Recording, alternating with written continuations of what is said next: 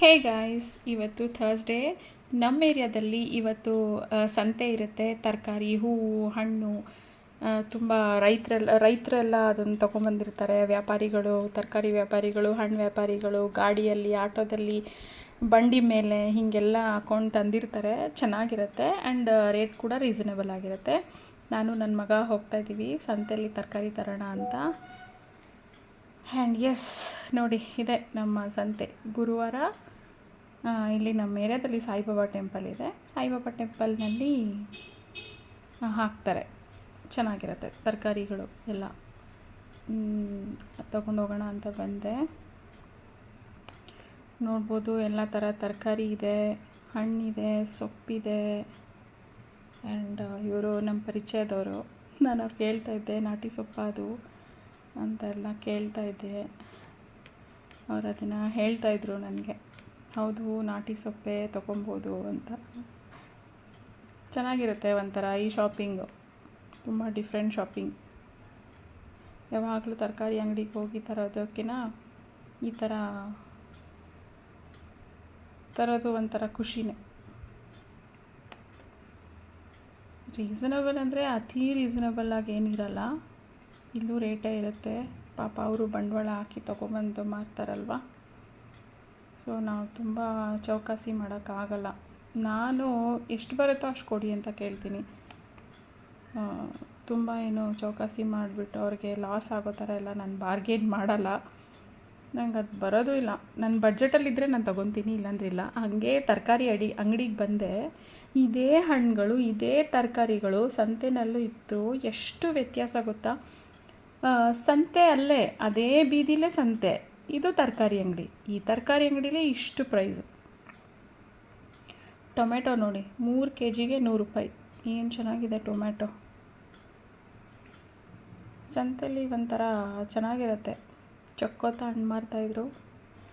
ಸಂತೆಯಿಂದ ಬಂದು ಸ್ಟವ್ ಎಲ್ಲ ಕ್ಲೀನ್ ಮಾಡಿ, ಕಿಚನ್ ಎಲ್ಲ ಕ್ಲೀನ್ ಮಾಡಿಕೊಂಡು ನಾನು ಮತ್ತೆ ನೆಕ್ಸ್ಟ್ ಡೇ ಬೆಳಗ್ಗೆಗೆ ಏನು ಪ್ರಿಪ್ರೇಷನ್ ಮಾಡಬೇಕು ಅಂತ ನೋಡ್ತಾಯಿದ್ದೆ. ಮತ್ತು ತರಕಾರಿ ಎಲ್ಲ ಎತ್ತಿಡಬೇಕು. ತರಕಾರಿ ತರೋದು ತಂದುಬಿಡ್ತೀನಿ, ಮತ್ತು ಅದನ್ನು ಫ್ರಿಡ್ಜಲ್ಲಿ ಎತ್ತಿಡೋದು ಅದೊಂದು ಟಾಸ್ಕ್. ಅದೊಂದು ಎಕ್ಸ್ಟ್ರಾ ಕೆಲಸ ಗೊತ್ತಾ? ಸ್ಟವ್ ಕ್ಲೀನ್ ಮಾಡೋದು ಇವೆಲ್ಲ ಎಕ್ಸ್ಟ್ರಾ ಕೆಲಸಗಳು. ಅಡುಗೆ ಮಾಡೋದಲ್ಲದೆ ಏನು ಮಾಡೋಕ್ಕಾಗಲ್ಲ, ಎಲ್ಲನೂ ಮಾಡ್ಕೋಬೇಕು. ಪ್ರತಿಯೊಂದು ನಾವೇ ನಮ್ಮ ಅನುಕೂಲಕ್ಕೆ ಮಾಡ್ಕೊಂಡಿರೋದು. ಅನುಕೂಲ ಆಗಬೇಕು ಎಲ್ಲ ಥರಲ್ಲೂ ಅಂದರೆ ಅಲ್ಲಿ ಕೆಲಸ ಕೂಡ ಜಾಸ್ತಿ ಇರುತ್ತೆ ಅಲ್ವಾ? ತರಕಾರಿನೆಲ್ಲ ನೀಟಾಗಿ ಬುಟ್ಟಿಗಳಿಗೆ ಹಾಕಿಟ್ಕೋತಾ ಇದ್ದೆ. ಈರುಳ್ಳಿ ಒಂದು 5 kg ಏನೋ ತೊಗೊಂಡೆ. 100 ರೂಪೀಸ್ಗೆ 5 kg ಅಂತ ಇತ್ತು. ತುಂಬ ಸ್ಟಾಲ್ ಇತ್ತು ಅಲ್ಲಿ, ಗಾಡಿಗಳು ಮತ್ತು ಆಟೋಗಳೆಲ್ಲ ತುಂಬ ಇತ್ತು. ಬಟ್ ಒಂದು ಕಡೆ ಮಾತ್ರ ಚೆನ್ನಾಗಿತ್ತಿದ್ದು, ಅದನ್ನು ತಗೊಂಡೆ. ಈರುಳ್ಳಿ ಚೆನ್ನಾಗಿತ್ತು. ಮತ್ತು ಬೆಳ್ಳುಳ್ಳಿ ತಗೊಂಡೆ. ಬೆಳ್ಳುಳ್ಳಿ ಸ್ವಲ್ಪ ಜಾಸ್ತಿ ಇದೆ, 150 ರೂಪೀಸ್ ಸಮಥಿಂಗ್ ಹೇಳಿದ್ರು. ಅಲ್ಲ, 200 ರೂಪಾಯಿ ಅನಿಸುತ್ತೆ. 1/4 kg 50 ರೂಪಾಯಿ ಕರೆಕ್ಟ್. ಇದು ನಾಟಿ ಬೆಳ್ಳುಳ್ಳಿ. ಅದನ್ನೆಲ್ಲ ಪ್ಯಾಕ್ ಮಾಡಿ, ಆ್ಯಕ್ಚುಲಿ ಇದು ಬೆಳ್ಳುಳ್ಳಿ ಬಾಕ್ಸು ಪೋರ್ಟಿಕೋನಲ್ಲಿ ತೊಗೊಂಡಿದ್ದು. ನಾನು ಅದನ್ನು ಬೆಳ್ಳುಳ್ಳಿ ಬಾಕ್ಸಾಗೆ ಯೂಸ್ ಮಾಡ್ತಾಯಿಲ್ಲ, ಬೇರೆ ಏನೋ ಯೂಸ್ ಮಾಡ್ತಾಯಿದ್ದೀನಿ. ತೆಂಗಿನಕಾಯಿ ಮಾತ್ರ 50 ರೂಪಾಯಿ ನಮ್ಮ ಏರಿಯಾದಲ್ಲಿ. ಸೊ ಇದನ್ನೆಲ್ಲ ಸವರಿಸಿ ನೀಟಾಗಿ ಮಾಡಿ ಹೊರಟೆ ಜಿಮ್ಗೆ. ಇವತ್ತು ಜಿಮ್ನಲ್ಲಿ ಏನು ವರ್ಕೌಟ್ ಅಂದರೆ ಶೋಲ್ಡರ್ ವರ್ಕೌಟು. ಇವತ್ತು ಶೋಲ್ಡರ್ ವರ್ಕೌಟ್ ಮಾಡ್ತೀರಿ. ಹೋಗಬೇಕಾದ್ರೆ ಮಳೆ ಬಂದ್ಬಿಡುತ್ತೆ ಅನ್ನಿಸ್ತಾ ಇತ್ತು. ಸ್ವಲ್ಪ ಮಳೆ ಆಗಿತ್ತು, ಬರುತ್ತೇನೋ ಅಂದ್ಕೊಂಡು ನಾನು ಛತ್ರಿ ಎಲ್ಲ ಇಟ್ಕೊಂಡು ಚೆನ್ನಾಗಿ ವೀಡಿಯೋ ಮಾಡೋಣ, ಮಳೆ ಎಲ್ಲ ವೀಡಿಯೋ ಮಾಡೋಣ, ಫೋಕಸ್ ಮಾಡೋಣ ಅಂತ ಛತ್ರಿ ತೊಗೊಂಡೋದ್ರೆ ಮಳೆನೇ ಇಲ್ಲಿಂದ ವೆಯ್ಟ್ ಲಾಸ್ ಆಗುತ್ತೆ. ಸೊ ಜಿಮ್ಮಿಗೆ ಬಂದೆ. ಫಿಶ್ಶು, ಪ್ರಾನ್ಸು, ಆಮೇಲೆ ಬಿರಿಯಾನಿ ಇದ್ರು ಅಷ್ಟೇ. ಏನೇನು ತಿಂದ್ರಿ ಹೇಳಿ, ರೆಕಾರ್ಡ್ ಮಾಡ್ತೀನಿ. ಚಿಕನ್ ಎಷ್ಟು, ಫಿಶ್ 3 pieces, ಪ್ರಾನ್ಸ್ ಎಷ್ಟು, ರೈಸ್ ಎಷ್ಟು. ಅವ್ರು ನನ್ನ ಜಿಮ್ ಬಡಿ ಕೇಳ್ತಾ ಇರ್ತಾರೆ, ನೀವೇನು ತಿಂದ್ರಿ, ನಾನೇನು ತಿಂದೆ ಅಂತ ಸಂಕೋಚ ಇಲ್ದಂಗೆ ಹೇಳ್ಕೊಂಬಿಡ್ತಾರೆ ಅವರು. ಬಿರಿಯಾನಿ ತಿಂದೆ, ಪ್ರಾನ್ಸ್ ತಿಂದೆ, ಚಿಕನ್ ತಿಂದೆ ಅಂತೆಲ್ಲ. ನಾವಿವತ್ತು ಒಂಥರ ಫನ್ ವರ್ಕೌಟೇ ಅನ್ಬೋದು. ಶೋಲ್ಡರ್ ವರ್ಕೌಟ್ ಮಾಡ್ತಾ ಇದ್ದಂಗೆ ಅಬ್ಡಮನ್ಗೆ ಆ್ಯಂಡ್ ಫ್ಲೋರ್ ಕಾರ್ಡಿಯೋ ಮಾಡ್ತಾಯಿದ್ವಿ. ಎವ್ರಿ ಸೆಟ್ಸ್ ಆದಮೇಲೆ ನಾವು ಫ್ಲೋರ್ ಕಾರ್ಡಿಯೋ ಮಾಡ್ತೀವಿ. ನಮ್ಮ ಕೋಚ್ ಹೀಗೆ ಗೈಡ್ ಮಾಡಿರೋದು ನಮಗೆ. ಸೊ ನಾನೊಂದು ಹೊಸ ಎಕ್ಸಸೈಸ್ ನನಗೆ ಗೊತ್ತಾಯಿತು, ಅದನ್ನು ನಾನು ಮಾಡ್ತಾಯಿದ್ದೆ. ಅವ್ರು ಬಂದು ನಂಗೆ ಕೇಳಿದ್ರು ಇದು ಏನಕ್ಕೆ ಮಾಡೋದು ಅಂತ. ಅದಕ್ಕೆ ನಾನು ಹೇಳಿದೆ ಇದು ಲೋವರ್ ಬಾಡಿಗೆ, ಆ್ಯಬ್ಸ್ಗೆ ಆ್ಯಂಡ್ ಟಮ್ಮಿ ಫ್ಯಾಟ್ಗೆ ಒಳ್ಳೇದಿದು, ಇದು ಮಾಡೋದ್ರಿಂದ ಟಮ್ಮಿ ಫ್ಯಾಟ್ ಕರಗುತ್ತೆ ಅಂತ ನಾನು ಮಾಡ್ತಾಯಿದ್ದೀನಿ ಅಂತಂದೆ. ಇದು ಆ್ಯಕ್ಚುಲಿ 5 ಸೆಟ್ಸ್ ಮಾಡ್ತಾಯಿದ್ದೆ ನಾನು. ಆಲ್ರೆಡಿ ನನ್ನದು ಆಗೋಗಿತ್ತು ಮಾಡಿ. ಅವ್ರಿಗೂ ಹೇಳ್ಕೊಟ್ಟೆ, ಬನ್ನಿ ಹೇಳ್ಕೊಡ್ತೀನಿ ಅಂತ ಬಂದರು. ಆ್ಯಂಡ್ ಹೇಳ್ಕೊಟ್ಮೇಲೆ ಇಬ್ಬರು ಈ ಥರ ಮಾಡ್ತಾಯಿದ್ವಿ. ನಂಗೆ ಸುಸ್ತಾಗೋಯ್ತು, ಅವ್ರು ಮಾಡ್ತಾನೇ ಇದ್ದರು.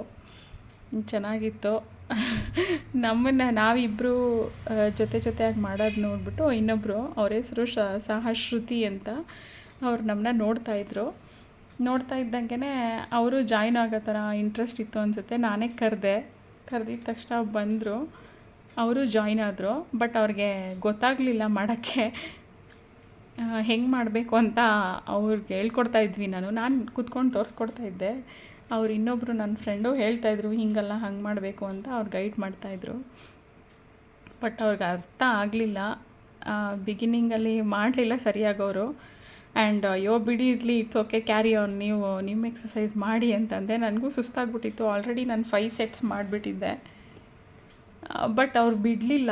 ಇಲ್ಲ ನಾನು ಮಾಡಲೇಬೇಕು, ಹೇಳ್ಕೊಡಿ ಅಂತ ಕೇಳ್ತಾನೆ ಇದ್ದರು. ನಾನು ತೋರಿಸ್ತಾ ಇದ್ದೆ. ಬಟ್ ಅವ್ರಿಗೆ ಅರ್ಥನೇ ಆಗ್ತಾ ಇರಲಿಲ್ಲ.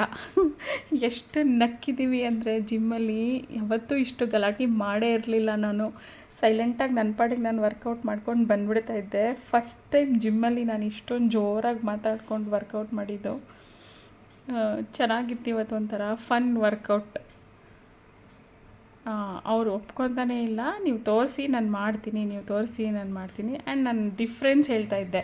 ನಾನು ತೋರಿಸ್ತಾ ಇರೋದು ಹೇಗಿದೆ, ನೀವು ಮಾಡ್ತಾ ಇರೋದು ಹೇಗಿದೆ ಅಂತ ನಾನು ಡಿಫ್ರೆನ್ಸ್ ಹೇಳ್ತಾ ಇದ್ದೆ. ಅದಕ್ಕೆ ನನ್ನ ಫ್ರೆಂಡು ಟೀಚರ್ ಲೀವರ್ ಅಲೋನ್ ಅಂತ ಬೈತಾಯಿದ್ರು. ಆ್ಯಂಡ್ ಸೊ ಹಿಂಗೆ ಮಾಡಬೇಕು ಅಂತ ನಾನು ಕೈಯಲ್ಲಿ ತೋರಿಸಿ ಗೈಡ್ ಮಾಡ್ತಾಯಿದ್ದೆ. ಪಾಪ ಅವ್ರಿಗೆ ಅರ್ಥ ಆಗ್ತಿರಲಿಲ್ಲ. ಸೊ ಎದ್ಬಿಟ್ಟು ಪೊಸಿಷನ್ ತೋರಿಸೋಣ ಅಂದರೆ ಅಲ್ಲಿ ಗ್ರಿಪ್ ಸಿಕ್ಕಿಲ್ಲ, ಬಿದ್ದೋಗಂಗೆ ಆಗ್ತಾಯಿದ್ದು. ಓ ಮೈ ಗಾಡ್, ಎಷ್ಟು ನಗಾಡಿದ್ದೀವಂದರೆ 3 ಜನನೂ ಆ ಎಕ್ಸಸೈಸ್ ಮಾಡೋಷ್ಟರಲ್ಲಿ. ಬಟ್ ಅವ್ರು ಮಾಡಿದರು ಫೈನಲಿ. ಇಲ್ಲ ನಾನು 1 ಸೆಟ್ ಆದರೂ ಮಾಡ್ತೀನಿ ಅಂತ ಮಾಡಿದರು. It was very fun. And ನಾನು ಕೌಂಟ್ ಕೊಟ್ಕೊಂಡು ಹೇಳಿಕೊಟ್ಟೆ. ಇಬ್ಬರು ಕೌಂಟ್ ಮಾಡ್ತಾಯಿದ್ವಿ, ಕನ್ಫ್ಯೂಸ್ ಆಗಬಾರ್ದು ಅಂದ್ಬಿಟ್ಟು ನಾನು ಅವ್ರಿಗೆ ಸ್ಟಾಪ್ ಮಾಡೋಕ್ಕೆ ಹೇಳಿದೆ.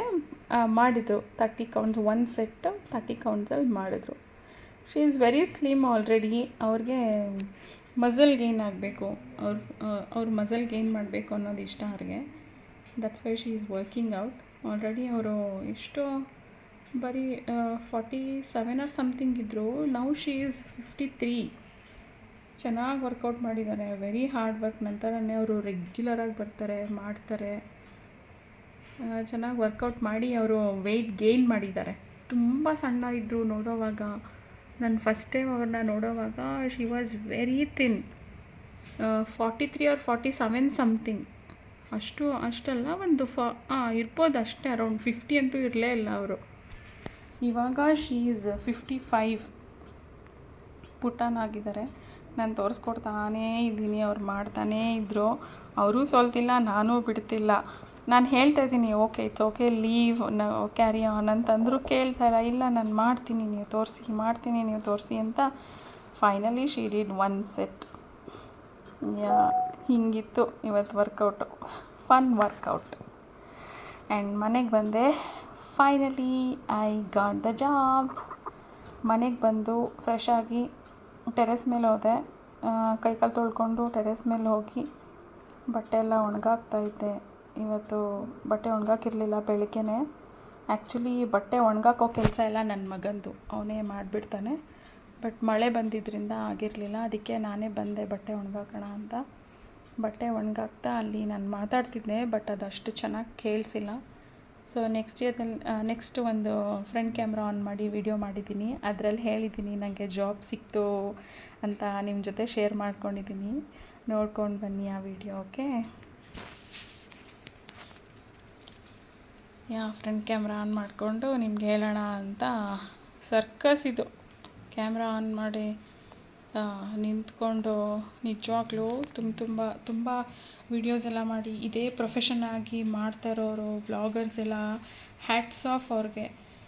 ಎಷ್ಟು ಕಷ್ಟ ಗೊತ್ತಾ ವ್ಲಾಗ್ ಮಾಡೋದು ವೀಡಿಯೋ ಮಾಡೋದಷ್ಟೇ ಅಲ್ಲ, ಅದಾದಮೇಲೆ ಎಡಿಟಿಂಗ್ ಅಂದರೆ ನನಗೇನು ಅಷ್ಟೊಂದೆಲ್ಲ ಚೆನ್ನಾಗಿ ಬರಲ್ಲ. ಎಡಿಟಿಂಗು ಸುಮಾರಾಗಿ ಬರುತ್ತೆ ಅಷ್ಟೇ, ಏನೋ ಒಂದು ಮಾಡ್ತೀನಿ. ಅಷ್ಟು ಪ್ರೊಫೆಷನಲಾಗಿ ಮಾಡಿಲ್ಲ ಅಂದ್ರೂ ಒಂದು ಸ್ವಲ್ಪ ಮಾಡ್ತೀನಿ ಅಷ್ಟೇ.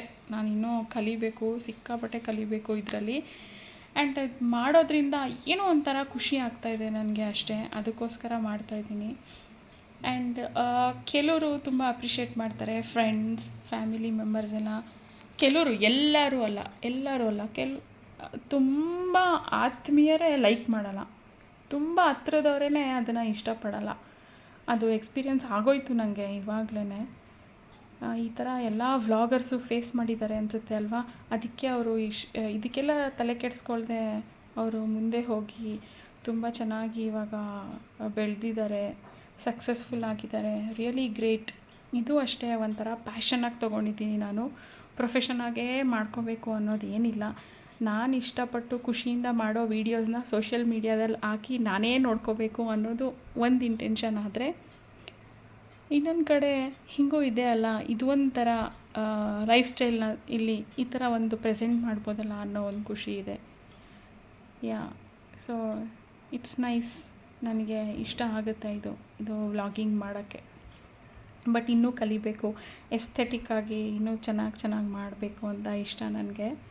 ನೋಡೋಣ, ನನ್ನ ಟೈಮಿಂಗ್, ನನ್ನ ವರ್ಕ್ ಟೈಮಿಂಗು, ಮನೆ ಕೆಲಸ ಇದೆಲ್ಲ ನೋಡಿಕೊಂಡು ನಾನು ಮಾಡ್ತೀನಿ. ಸಪೋರ್ಟ್ ಮಾಡ್ತೀರಾ ಅಲ್ಲ? ಐ ನೋ ನೀವೆಲ್ಲ ಸಪೋರ್ಟ್ ಮಾಡ್ತೀರಾ ಅಂತ.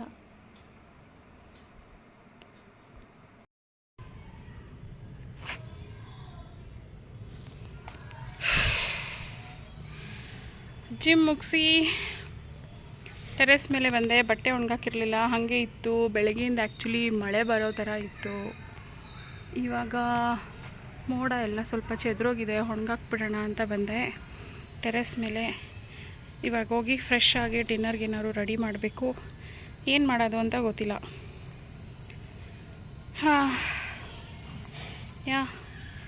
Finally I got the job.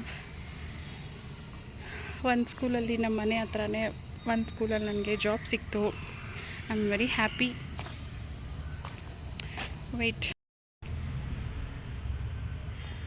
Finally I got the job after 1 month of struggle.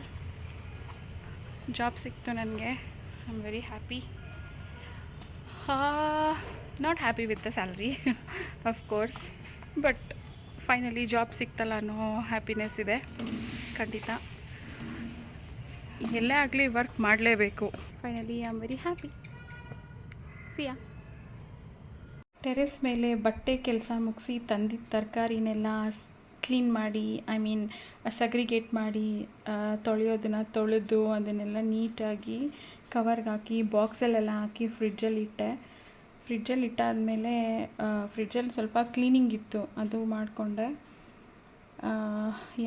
ತರಕಾರಿ ಎಲ್ಲ ಜೋಡಿಸ್ಕೊಂಡು, ಧನಿಯಾ ಪುಡಿನ ನಾನು ಫ್ರಿಡ್ಜಲ್ಲಿ ಇಟ್ಬಿಡ್ತೀನಿ, ಯಾಕಂದರೆ ಹುಳ ಬಂದುಬಿಡುತ್ತೆ. ಅದು ಯಾವುದೋ ಒಂದು ಪುಡಿಗಳು ಸುಮ್ಮನೆ ಹಾಗೆ ಉಳ್ಕೊಂಡಿದ್ದಾವೆ, ಅದನ್ನು ಖಾಲಿ ಮಾಡಬೇಕು, ಜಾಗ ಸಿಕ್ಕತ್ತೆ. ಕಸ್ಟರ್ಡ್ ಪೌಡರು, ಅದೇನೋ ಪುಡ್ಡಿಂಗ್ ಪೌಡರ್, ಏನೇನೋ ಇದೆ. ಅದನ್ನೆಲ್ಲ ರೆಗ್ಯುಲರಾಗಿ ನಾನು ಏನೂ ಮಾಡಲ್ಲ. ತುಂಬ ರೇರು, ಲೈಕ್ 5 months 6 months ಅಂತ ಆ ಥರ ಮಾಡ್ತೀನಿ. ಆ್ಯಕ್ಚುಲಿ ಸಮ್ಮರಲ್ಲಿ ಐಸ್ ಕ್ರೀಮ್ ಮಾಡಿದ್ದೆ. ಹೀಗೆ ಫ್ರಿಡ್ಜ್ನ ನನಗೆ ಹೆಂಗೆ ಬೇಕು ಹಂಗೆ ಆರ್ಗನೈಸ್ ಮಾಡ್ಕೊಂಡಿದ್ದೀನಿ. ನಂದು ತುಂಬ ಚಿಕ್ಕ ಫ್ರಿಡ್ಜು, ಸೊ ನೆಗೆಟಿವ್ ಆಗೇನೋ ಹೇಳಬೇಡಿ ಆಯಿತಾ. ಫ್ರಿಡ್ಜ್ ಕ್ಲೀನಿಂಗ್ ಆಯಿತು, ತರಕಾರಿ ಎಲ್ಲ ಎತ್ತಿಟ್ಟಾಯಿತು. ಇದು ಆ್ಯಕ್ಚುಲಿ ನೈಟ್ 2 ಗಂಟೆ, ನನಗೇನಂತ ಗೊತ್ತಿಲ್ಲ, ಎಚ್ಚರ ಆಗೋಯಿತು. ಎದ್ದುಬಿಟ್ಟು ಬಂದು ಇದು ಡಿಶ್ ವಾಷರ್ ಖಾಲಿ ಆಗೋಗಿತ್ತು. ಡಿಮಾರ್ಟಿಂದ ಡಿಶ್ ವಾಷರ್ ತೊಗೊಬಂದಿದ್ದೆ, ಅದು ಫಿಲ್ ಮಾಡಿ ಎತ್ತಿಡ್ತಾಯಿದ್ದೀನಿ. Good night.